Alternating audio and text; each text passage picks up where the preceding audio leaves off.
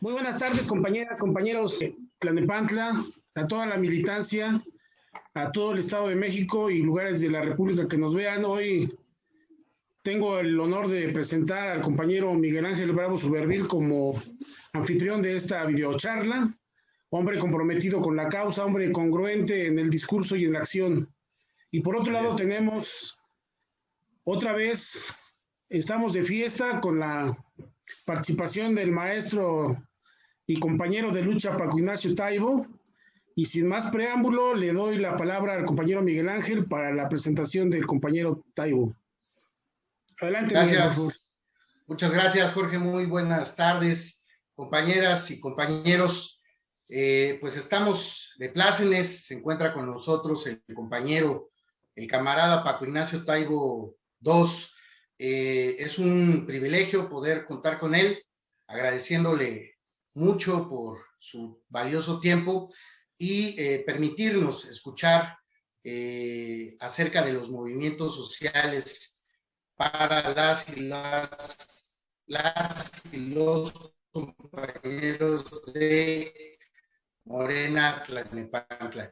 Maestro, muchísimas gracias por su presencia.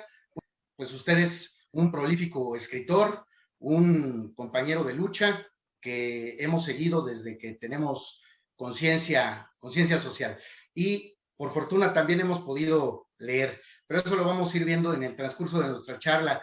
Maestro, muy buenas tardes, bienvenido. Y si usted fuera tan amable de podernos exponer un poco acerca de los movimientos sociales contemporáneos y cómo podemos, a través del aprender de ellos, seguir impulsando la cuarta transformación en nuestro país.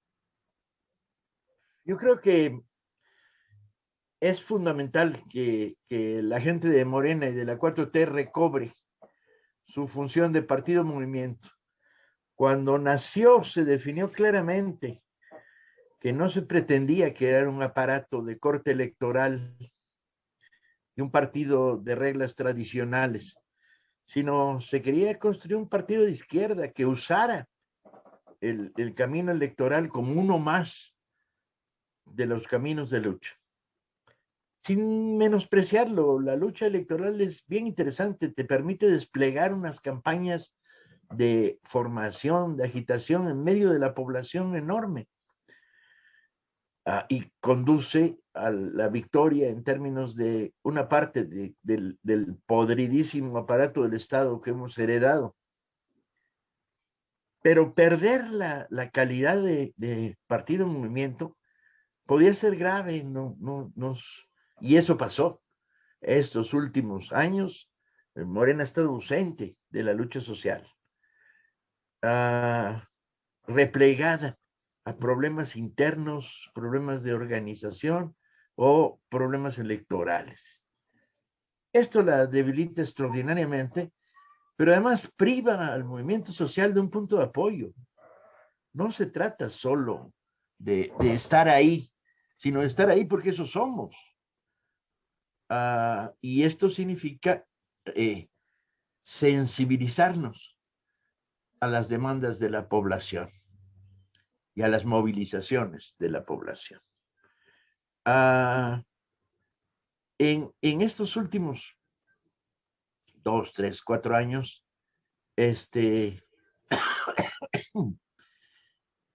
pareciera como si la 4T fuera el gobierno y Andrés y algunos funcionarios y una serie de medidas que llegan abajo, pero ¿y dónde está el partido? ¿Y dónde está la militancia de Morena haciendo suyas los debates, las circunstancias, los temas? Entre las grandes omisiones ha estado ausente de uno de los movimientos sociales más importantes que ha producido este país en los últimos años, que es el movimiento feminista. Con varios ejes: la defensa de las mujeres, el cambio de mentalidad cultural, la lucha contra el machismo, la seguridad en una sociedad que está produciendo sistemáticamente violencia contra las mujeres, era fundamental. Y Morena se quedaba mirando, a pesar de que dentro de Morena había muchos compañeros que estaban en esa actitud y en esa posición. Ah, y tú dices, ¿cómo es posible? ¿Somos observadores de la realidad? ¿Somos observadores de la vitalidad social de este país? Y el argumento era, bueno, es que las contradicciones entre el movimiento y lo que puede ofrecer el aparato del Estado, no. El aparato del Estado es el aparato del Estado, ¿sí? Pero el partido es otra cosa. Puede ir por delante o por atrás de lo que el aparato del Estado está moviendo. Si esto fue grave en términos del gran movimiento que se ha producido en estos últimos años, que es el movimiento feminista, ha sido grave en la abstención de los debates sobre cómo el magisterio debe salir de la trampa que lo metieron cuando se creó la reforma educativa. La reforma educativa era una especie de maldición, como un pulpo que tenía muchas patas, que golpeaba y hería al magisterio por diferentes lugares. La continuidad del trabajo, el reconocimiento de la condición de normalista, los despidos injustificados, los mecanismos del maestro. La reforma educativa priista trató de quitarle a los padres, los maestros, las escuelas, los niños, la capacidad de evaluar a sus propios maestros y ponerle un aparato burocrático con lógicas memorísticas. Intentó golpear profundamente la vocación magisterial, ¿sí? El que padre maestro, abuelo maestro, hijo maestro, obedece a una manera de entender tu lugar en el país. Y esta vocación era muy importante. Si de repente la reforma decía, no, a mí no me importa que esté dando en la secundaria clases un estudiante de química. Y en rigor es cierto, pero en realidad este estudiante de química no tenía vocación magisterial, o muchos de ellos no las tenían, seamos justos. Estaba ahí de paso mientras se volvía químico, que era su objetivo en la vida. Mientras que un maestro de química estaba ahí armado de una vocación magisterial que le daba una continuidad y una presencia y una permanencia en el trabajo. La reforma educativa era un montón de cuchillos sueltos golpeando al magisterio. Y Morena miraba y se abstenía, aunque mucha de la militancia de Morena fue activa, ¿sí? Pero era como si estuviera separado. El partido no entra y no habla de estos temas, ¿sí? O se mantiene a la expectativa, pero nosotros militantes somos doblemente militantes, somos militantes de Morena y al mismo tiempo somos militantes de la coordinadora. De tal manera que otra vez el partido volvió a dejar de lado un movimiento social fundamental para la transformación de México, como es la lucha magisterial. Nos marginamos de las luchas sindicales. El argumento era, bueno, es que un partido no puede corporativamente asociar sindicatos, ¿no? O sea, no puedes asociar a un sindicato en bloque. La afiliación de Morena es individual. Y tú dices, de acuerdo, es correcto, para que no se reproduzca el fenómeno corporativo del PRI, la CTM, que vivió este país durante tantos años. Pero, ¿es eso de lo que estamos hablando? ¿O es el seguimiento y el apoyo a las luchas? La 4T no ha sido capaz de golpear y mandar al cementerio al charrismo.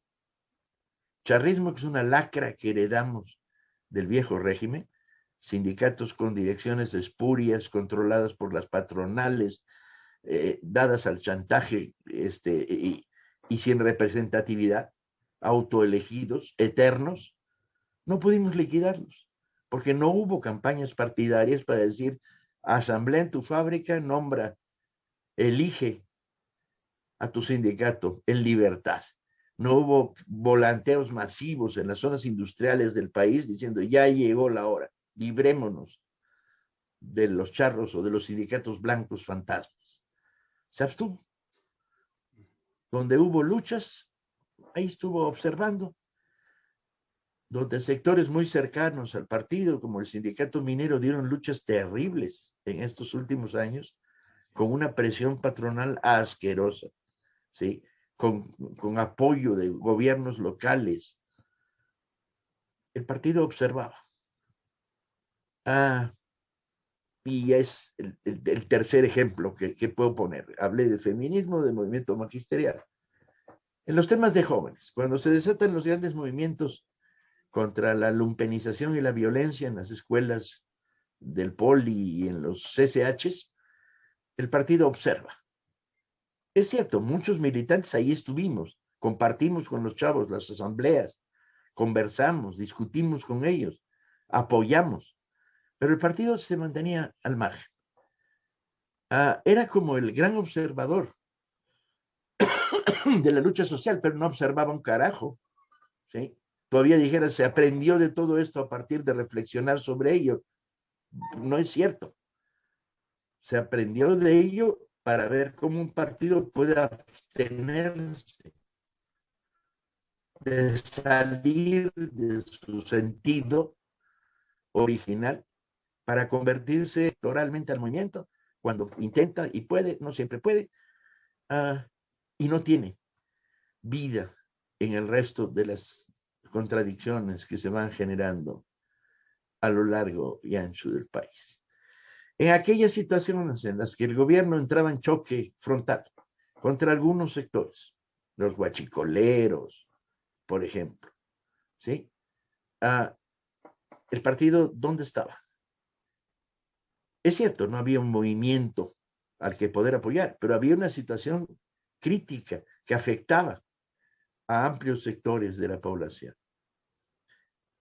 ¿Qué quiero decir en esta primera intervención? Quiero decir que el partido renunció a su esencia y se ha vuelto un cascarón electoral, con sus virtudes si quieres, ¿sí? Pero no más que eso. Maestro, me gustaría comentar acerca del movimiento de los jóvenes. Me parece fundamental porque yo recuerdo con claridad cuando con el movimiento Yo Soy 132, donde usted, por cierto, tuvo una participación destacadísima. Francamente, estábamos hablando de de un movimiento genuino, social, nacido de la molestia, del enojo y también un movimiento espontáneo que surge en las universidades y que hace frente al régimen corrupto, podrido que vivimos y que padecimos desde el siglo pasado. Yo quiero preguntarle, ¿qué debemos hacer los compañeras, las compañeras y los compañeros que estamos comprometidos con la cuarta transformación, pero queremos también que Morena sea un partido, movimiento nuevamente? Levantar las antenas es lo primero. Detectar lo que está surgiendo de nuevo. ¿Dónde está surgiendo? Preguntarnos, ¿cómo es posible que ganemos arrasadoramente la zona petrolera Tampico-Madero, pero que el sindicato de Pemex siga en manos de una estructura charra hasta decir basta? ¿Sí? Pregunta. Y esto hay que discutirlo en el interior del partido y en las zonas donde existe esa situación. ¿Cómo poder empezar a generar propaganda, a discutir? Tlalnepantla es una zona industrial muy importante. El partido debe generar una encuesta diciendo cómo están las condiciones de los trabajadores, y ahora más con la pandemia, donde se agravan profundamente las condiciones laborales, para decir, en el momento en que podamos salir de la pandemia, qué tipo de demandas laborales el partido debe levantar y sostener. De entrada, levantar las antenas y sensibilizarse frente a la situación de la población. Están surgiendo iniciativas cooperativas por todos lados. ¿Cómo demonios podemos apoyarlas? ¿Cómo puede hacer el partido suyas estos inicios, gérmenes de lucha y organización popular? Así es. nosotros hemos comentado ya en otras videocharlas que es muy importante construir comunidad. ¿Cómo podemos construir comunidad? Podemos hacerlo a través, por ejemplo, del cooperativismo. Podemos construir comunidad a partir de el apoyar a los negocios locales, pero también de distribuir nuestro periódico Regeneración, de informar a la gente, de tocar las puertas y de decirles que hay otra forma de gobernar y de ser gobernados. Que en Tlalnepantla, por fortuna, tenemos al primer gobierno de izquierda que está aquí en nuestro municipio, en nuestra ciudad, y que se están viendo cosas muy interesantes, como el hecho de que salgamos a hacer comunidad, construir comunidad, salir a recuperar espacios públicos con los ciudadanos de manera voluntaria, libre, los fines de semana. Es decir, sí hay formas de hacerlo, pero fundamentalmente cómo hacer propios o cómo apropiarnos de los movimientos feministas, del movimiento magisterial, del movimiento sindical aquí no solamente en Tlalnepantla, que sí efectivamente es un polo industrial muy grande, pero también ya se convirtió en una ciudad de servicios. Entonces, ¿cómo hacer, cómo salir a la calle, estos a sumarse a este movimiento y generar partido-movimiento nuevamente, insisto? Estamos en las peores condiciones para hacer calle y agitación callejera y movilización callejera, etcétera. Por lo tanto, es una etapa en la que hay que aprender y investigar, ¿sí? De tal manera que en cuanto se procese la pandemia y podamos volver a recuperar calle, traigamos algo detrás. A los movimientos hay que respetarlos. No se trata de usarlos como engranajes de tu aparato político por razones electorales. Eso es amoral e incorrecto. Lo que hay que hacer de entrada, respetar las demandas surgidas del interior de la sociedad que cobran forma de movimiento. Y en la medida en que las respetamos, sumarnos a ellas para apoyarlas, pero sin pretender dirigirlos, montarnos encima del movimiento. El tema de lo femenino en Tlalnepantla está en crisis permanente. Es una zona con alto índice de violencia contra las mujeres y hay que empezar a entrarle, a preparar la gran lucha que es una lucha cultural. O sea, no solo se trata de que haya derechos y tratar de proteger la manera que se desarrollan estos derechos, sino se trata de ridiculizar en los espacios de la enseñanza media al machismo, de ponerlo a la defensiva, de derrotar la raíz de estos comportamientos que en su extremo llegan a la violencia, pero que tienen su caldo de cultivo en la adolescencia, en actitudes de desprecio hacia lo femenino, de falsa superioridad, de pseudohombría, ¿sí? Y hay que dar la batalla ideológica, cultural. Hay que preparar la obra de teatro, el espectáculo de títeres que llegue a los niveles de la enseñanza media para dar este combate. Y no solo el calle segura, que es bien importante, ¿no? O la respuesta inmediata a cualquier alerta respecto a situaciones de abuso, hostigamiento. Yo creo que en esta etapa final de la pandemia, en los próximos meses, tendríamos que reflexionar y usar mecanismos como este para abrir la discusión, escuchar lo que dicen los compañeros, abrir chats donde podamos no solo tirar un rollo, sino escuchar lo que se responde desde la base del partido. Maestro, si me permite una pregunta. El doctor Armando Bartra sostiene que la trascendencia de los movimientos sociales no se mide por cuántas de sus demandas se logran concretar, sino por la amplitud, la profundidad de las experiencias colectivas que conlleva. ¿Podríamos decir que usted comparte esta posición? Absolutamente. El movimiento social significa saltos hacia adelante, avances en términos de sociedad. Muchas veces no está ligado a una victoria. En 68 perdimos la batalla militarmente, pero la ganamos políticamente. De ahí salieron cientos de miles de pensamientos críticos, activistas, que fueron otros espacios de la sociedad a construir democracia real.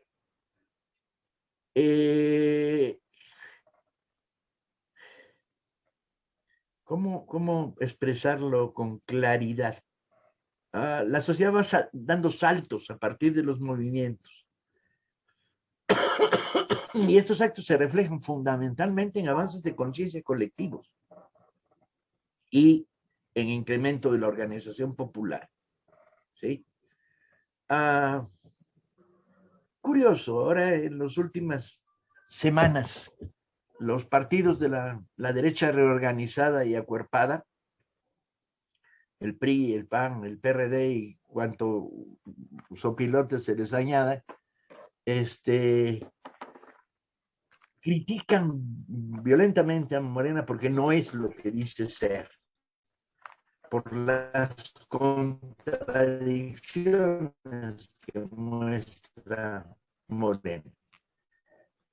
Y ya en el colmo del ridículo, estos partidos, el otro día estaba viendo unas declaraciones de Lili Telles diciendo que ella es panista de izquierda, casi me caigo al suelo de risa cuando lo leí, tratando de subirse al burro del movimiento. Esto hay que denunciarlo, ¿sí? Los últimos movimientos de los últimos 20 años se han hecho contra ellos, contra sus políticas. Y uno se pregunta, a ver, ¿con qué cara y con qué jeta aquellos que votaron la reforma energética y a los que calificamos de traidores a la patria, porque además lo hacían vendidos una buena parte de ellos con dineros de Overbrecht?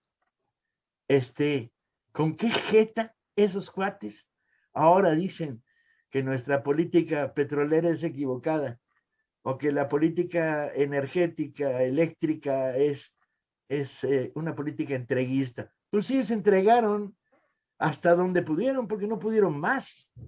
Entonces es importante convertir la lucha electoral próxima en un movimiento, darle contenido de movimiento, ¿sí? Y esto se hace con información y capacidad de discusión. De acuerdo.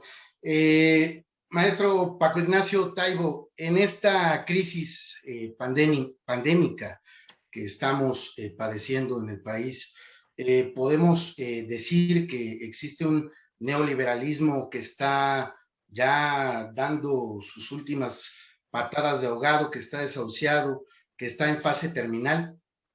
No, yo diría que no, yo diría que está vivito coleando, y no solo eso, más peligroso todavía, diría que en nuestras propias filas hay infiltrados. Que en Morena y en la 4T y en el gobierno de la 4T hay neoliberales enmascarados.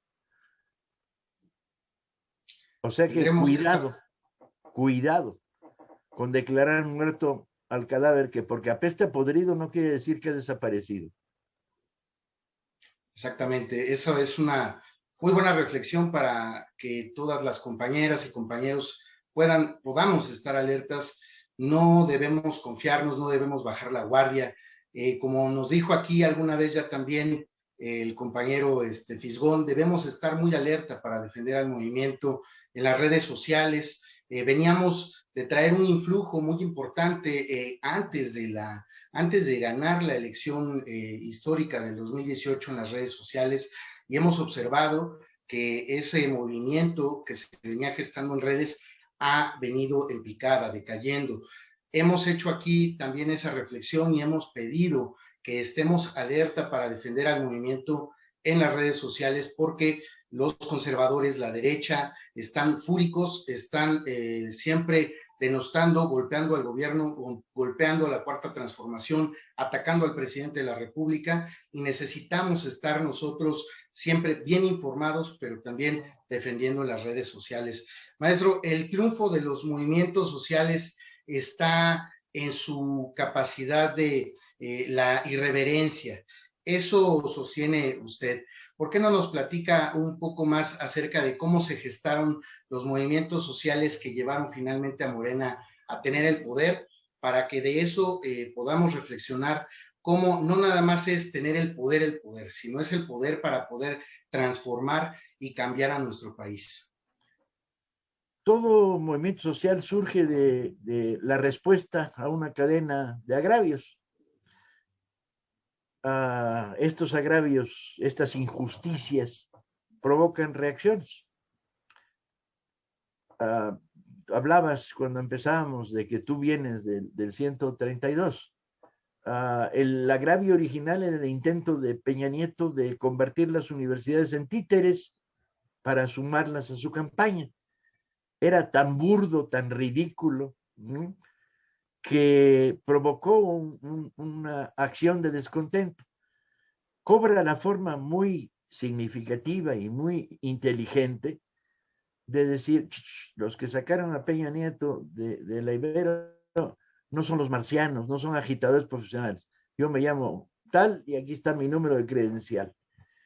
Estas 132 estudiantes que arrancan el movimiento y que lo generan, porque establecen una categoría de las elecciones, bajo la lógica priista de a ver cuántos compro, a ver cuántos manipulo. La lleva al debate de no te debemos nada ni te queremos, pero además la lleva a unos debates paralelos bien interesantes. El 132 arremete contra la manipulación televisiva, ¿sí?, que es uno de sus centros de combate, ¿sí? Y tiene efectos. A pesar de los pesares, la sociedad mexicana deja de rendir culto a la televisión a partir del 132. Esa es su gran victoria política, ¿sí? Logra disminuir los efectos del lorito que te dice cómo es la verdad y lo que está haciendo es ocultándotela. Y insiste, insiste, insiste. Este fenómeno que se nota ha cambiado después de las últimas elecciones, con el triunfo de Andrés Manuel. Lo que se ha construido es todo un poder mediático, radio, televisión, redes, donde los viejos chayoteros hoy son portavoces, entre comillas, de la libertad de expresión. Y te tiras de risas. Usted, compadre, si es un pinche asalariado del viejo régimen que ahora me viene a navegar con bandera de representante de la libertad de expresión, da risa para el que los conoce y sabe sus historias, pero tienen influencia y siguen pesando en la sociedad mexicana, sobre todo porque manejan multitud de espacios televisivos, radiofónicos y en las redes, y porque tienen además una estructura de bots en las redes a sueldo que está operando sistemáticamente, ¿sí? Las denuncias sobre esta estructura de falsa opinión pública han sido permanentes. Es importante neutralizarlos con información. Muchas veces hay una reacción visceral, que es, habla uno de estos comunicadores, Ciro Gómez Leiva, o quien sea, da lo mismo, son la misma club y la misma familia. Y la reacción es insultar. Yo creo que no, lo que hay que hacer es decir de dónde viene y por qué está donde está y por qué dice lo que dice y si es verdad o no es verdad lo que está diciendo. Creo que tenemos que desarrollar una política de contracomunicación mucho más inteligente de lo que es la de es un honor estar con López Obrador y todos estos güeyes se van y chingan a su madre. Está bien, no está mal, pero es muy pobre. Hay que refutar con argumentos. Hay que refutar, la verdad tiene una fuerza, hay que sacar la verdad y esta fuerza para confrontarla con la oleada de contracomunicación. Y en estos momentos, pandemia o sin pandemia, el tema es central. Así es. Maestro, solo una aclaración, a pesar de que también estuvimos participando ya conformado el 132, yo soy un poco más antaño, A mí me toca en el 2004 como estudiante de sociología en la 3000 veces heroica Guamas Capotzalco, salir a las manifestaciones contra el desafuero. Y es ahí cuando nos sumamos a uno de los movimientos más importantes de la vida contemporánea de nuestro país. Participamos en el gobierno legítimo, en la Convención Nacional Democrática, por ejemplo. Yo como estudiante recuerdo haber elaborado un trabajo, ¿no?, a partir del trabajo de Charles Tilly, y yo afirmaba que la Convención Nacional Democrática no solamente era un movimiento político, era un movimiento social. Y me parece que después de varios años hemos podido confirmar esa hipótesis de trabajo. El tema de que haya sido el movimiento social de la Convención Nacional Democrática una conjunción de otros movimientos que finalmente llevaron a Morena al poder. ¿Usted qué opina? La acumulación de lucha social, el avance de conciencias, el hartazgo sobre la suprema corrupción de gobiernos priistas y panistas que hoy está saliendo prácticamente todos los días, sale a la luz más y más elementos de esta corruptela continua del aparato. ¿Sigo vivo o también me fundí junto con...? Sí, perdón. Sí, adelante. Bien. Sí, seguimos. Esta conjunción produce momentos mágicos históricamente, cuando se reúnen una trayectoria, un caudillaje, una dirección, un hartazgo social y la sensación que la sociedad tiene de que ahora sí, sí se puede. ¿Sí? Ahora sí es capaz de crear una avalancha de tal magnitud de carácter electoral que no hay fraude que la pueda tapar. Porque piensen, veníamos de 3 fraudes consecutivos en elecciones presidenciales, ¿sí?, que se habían impuesto. En ese sentido, yo no desvaloro la lucha electoral. Al contrario, me parece bien interesante y bien importante. Lo que critico sistemáticamente es esconderte en la lucha electoral y abandonar todo lo demás, ¿sí? Pero la lucha electoral presenta permanentes grandes momentos para hablarle masivamente a la población de temas fundamentales, para confrontarnos con nuestros enemigos de los partidos conservadores, para chocar contra ellos y señalar que muchas veces están diciendo mentiras. Estamos en pleno debate sobre las razones de la crisis eléctrica.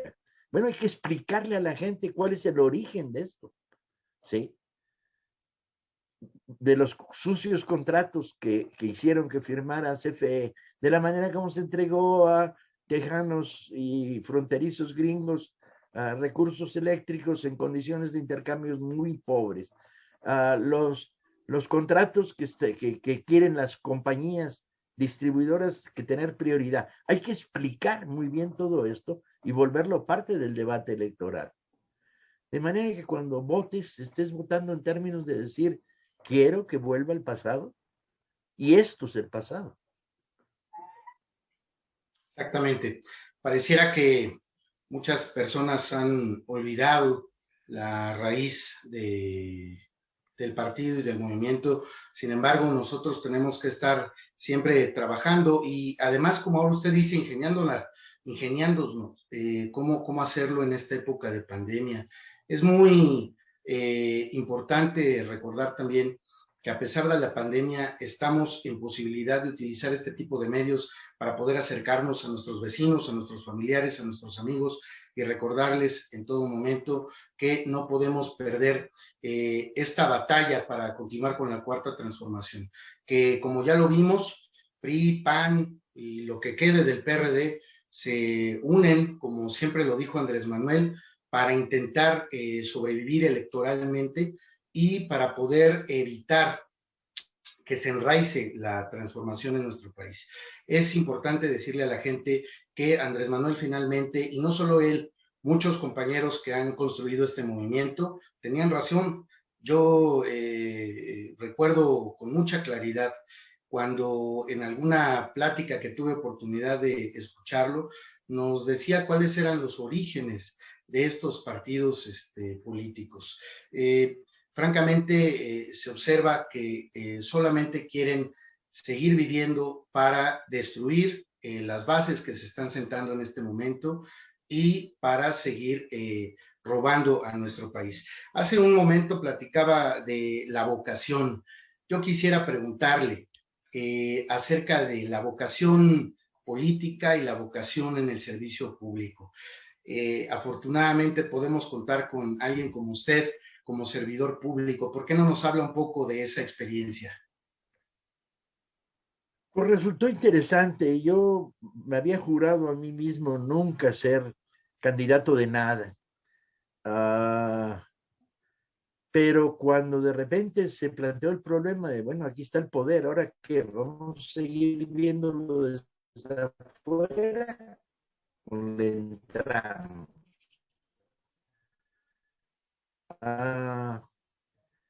Dije, bueno, no tengo edad para meterme al aparato del Estado.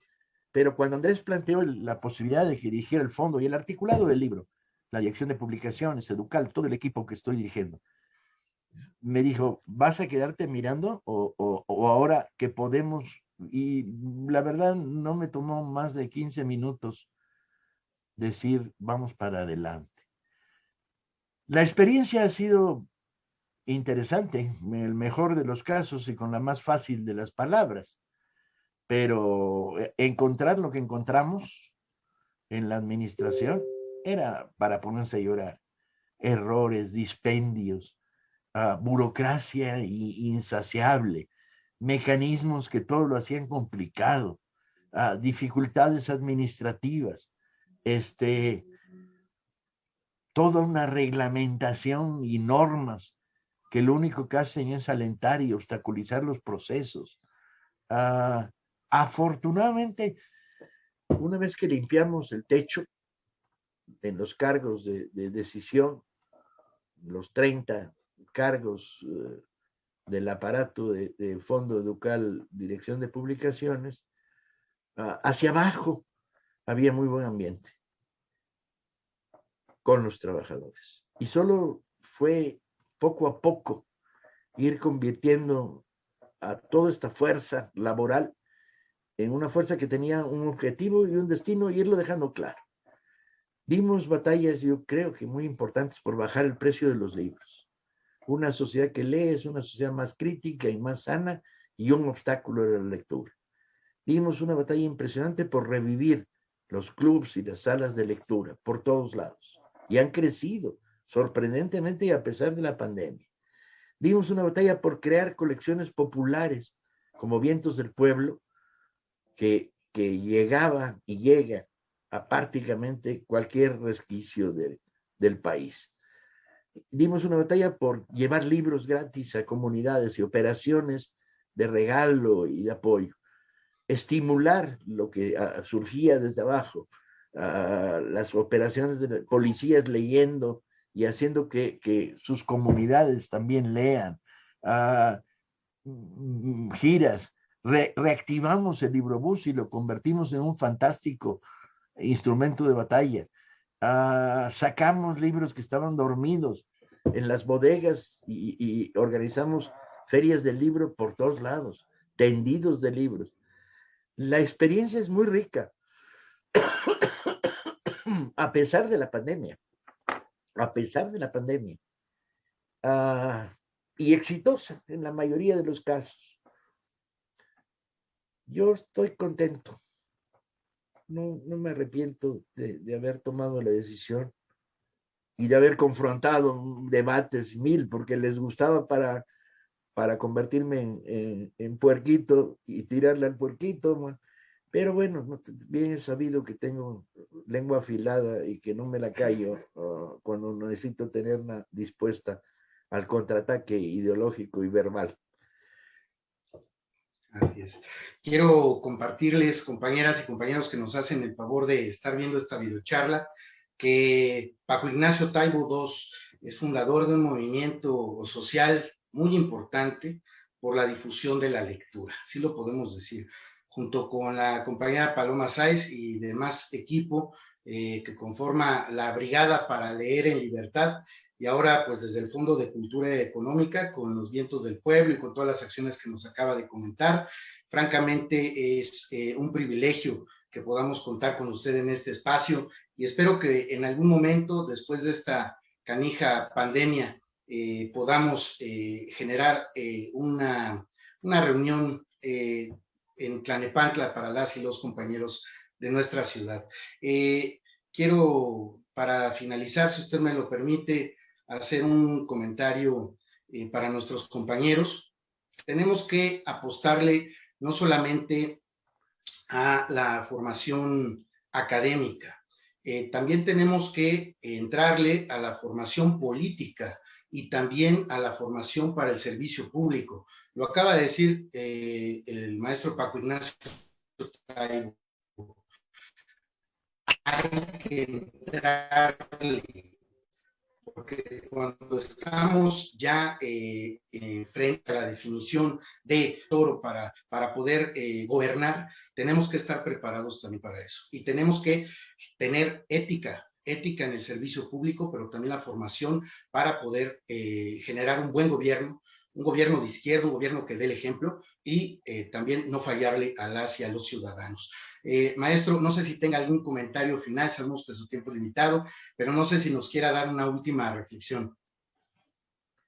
Vienen tiempos rudos, hay que estar a la altura de estos tiempos.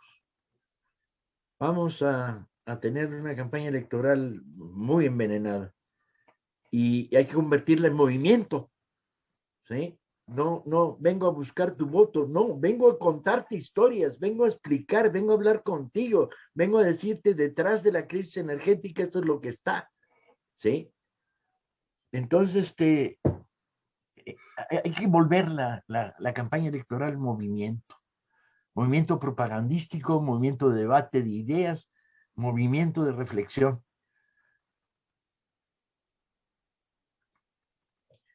Así es. De acuerdo, completamente de acuerdo. Maestro, pues muy agradecido por haber tomado esta videocharla, no nada más para los compañeros de Tlalnepantla, nos siguen por fortuna de otros lados, y en lo personal, si me lo permite, agradecido eternamente con usted, porque de alguna manera generó en mi señor padre, que ya tiene 5 años que falleció, un interés por la lectura como descomunal.